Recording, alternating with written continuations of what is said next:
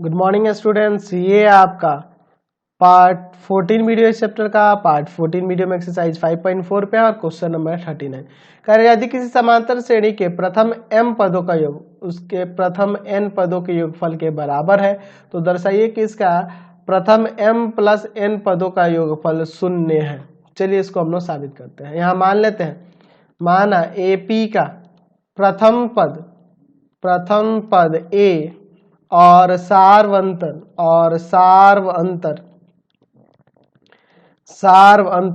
D है। प्रथम पद को ए मान लेते हैं और सार्वअंतर को क्या मान लेते हैं, यहाँ पे डी मान लेते हैं।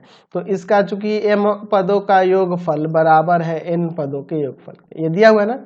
चलिए तो सिद्ध करना है, क्या सिद्ध करना है, तो सिद्ध क्या करना है, तो इसके m प्लस n पदों का योगफल जो होगा ना वह 0 होगा। यहाँ पे ये हमें साबित करना है। चलिए अब इसको सॉल्व करते हैं, इसका प्रमाण देखते हैं।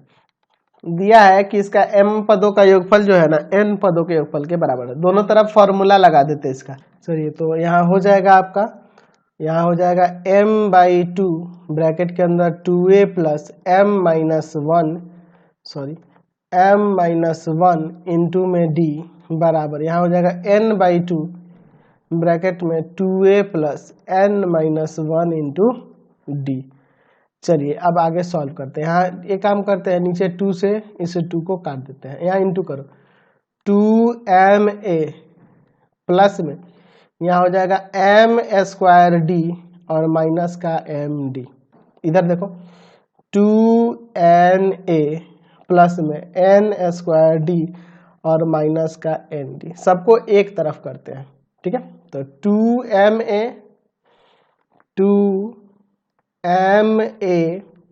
माइनस, इसको इसके साथ ले लेते हैं 2na, अच्छा इसको इसके साथ ले लेते हैं, प्लस में m² माइनस में n² और इसको इसके साथ लेते हैं, माइनस का md और प्लस का nd बराबर में 0, ठीक है। अब देखो इन दोनों में क्या कॉमन है, तो 2a कॉमन है, तो 2 कॉमन करेंगे a, 2 और a कॉमन कर लिए तो m-n बच जाएगा।